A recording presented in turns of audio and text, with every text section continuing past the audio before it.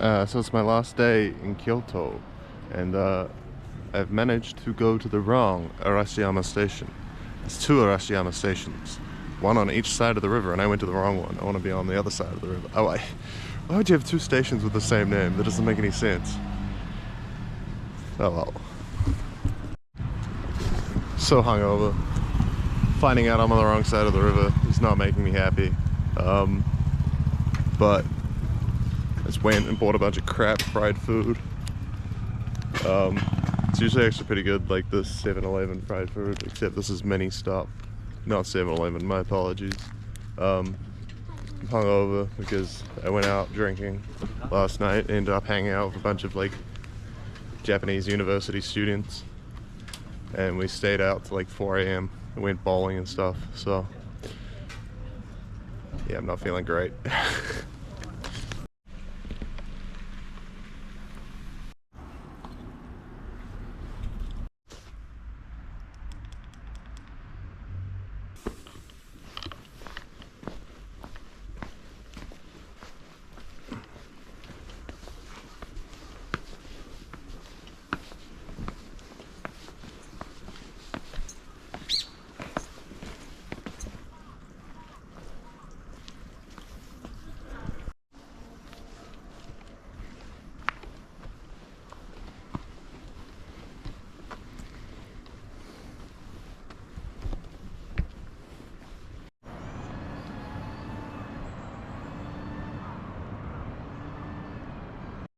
So over there is the Arashiyama. I wanted to go to cross that river. Guess it's only time now.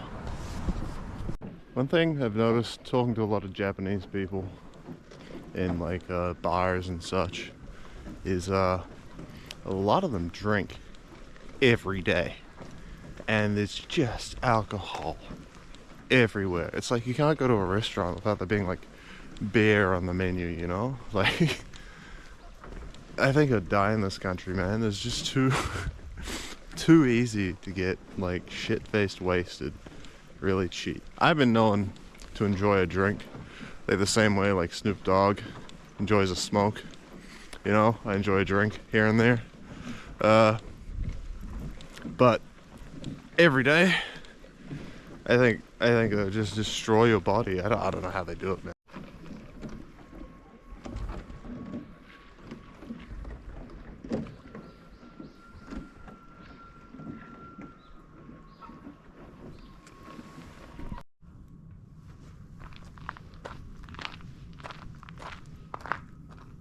Right now I'm in the Arashiyama Forest Park, which is like on the outskirts of Kyoto City. Very sort of tranquil place. Pretty gorgeous views. I think it would be like really nice if you came here in the autumn. I think that's when the Japanese tourism season in places like this gets pretty crazy.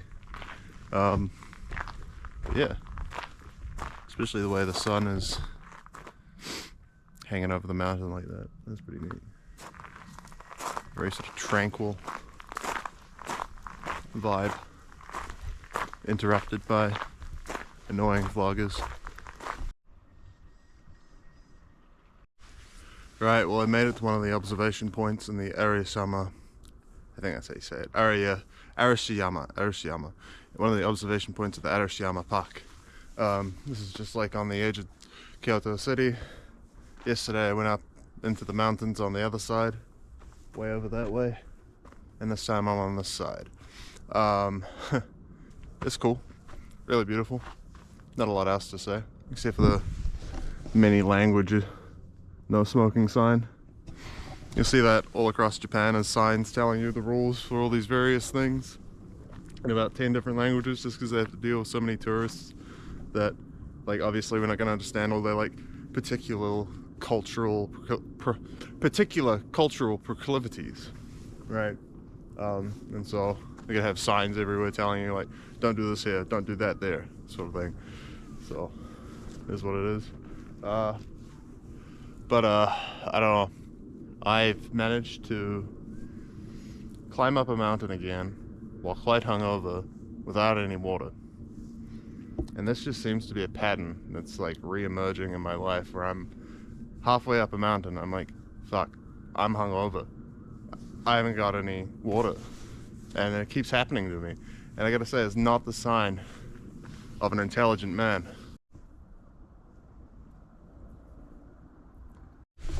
So this is just another view of Western Kyoto, Kyoto West Side. And again, I'm just always surprised at how like suburban Japan is. Like I always got the impression like it was all, you know, apartments and stuff, like Taiwan, right? Like everything's apartments. Very few people own a house, and like almost no one owns a standalone home. But here, it seems like most of the houses are standalones, and then there's like apartment blocks sort of around the train stations and stuff. So I thought that was interesting. It also goes to show like the whole, oh, I don't want to live in a walkable city because I don't want to live in a box in the sky thing is just absolute rubbish, because this has got to be like the ideal walkable city, and yet people are living in like nice houses. There's farms over there, you know. You probably get to those farms by a train and then walk. Like, oh, I don't want to live in a box in the sky. I want to drive a giant SUV and get stuck in traffic all the time. Awesome.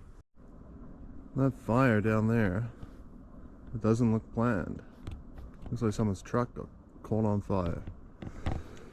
That's unfortunate, pal. That's unfortunate. Thank God for Japan's obsession with vending machines.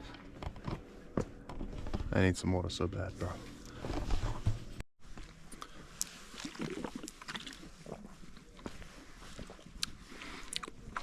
Oh, gotta get hydrated, bro.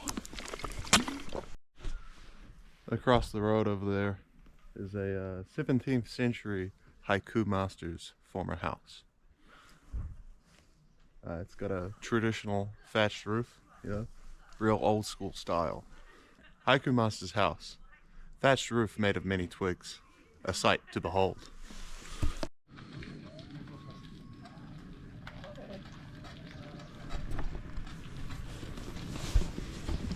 Some serious traffic jams in Western Kyoto.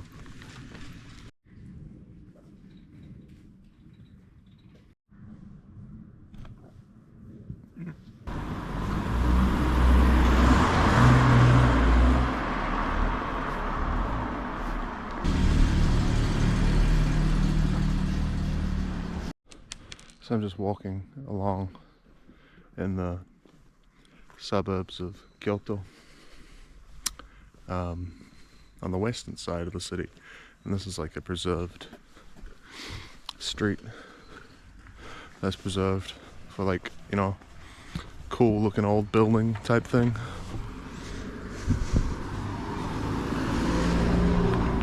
Cool looking old building type thing.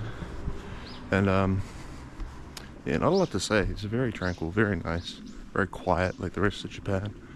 There's very few people, despite being marked as a tourist area. But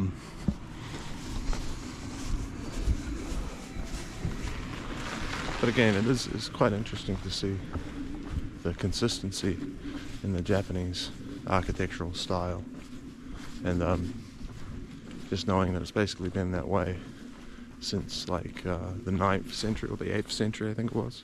Yeah, since like the 8th century, when the Japanese emperors of those days were trying to, you know, copy the Tang dynasty and sort of create their own version of, you know, Tang civilization, Tang Chinese civilization out here in Japan. And then after losing their, you know, contact with the mainland, they just kept the same architectural style for about 1,200 years. Well, about 1,000 years, until the Meiji Restoration, when the Japanese started to adopt more modern architectural styles. This is a bolognese burger from this. What is this? Uppets Burgers? Burger shop in Western Kyoto, near a lot of the historical sites. I keep thinking I need to cool it on the spending because I spent so much money in Japan so far. But I keep seeing food like this, and I just have to try it, you know. It's bloody good. That's 1,600 yen, so that's not even that expensive. Like, you'd be paying more for like something a lot less delicious looking in other places.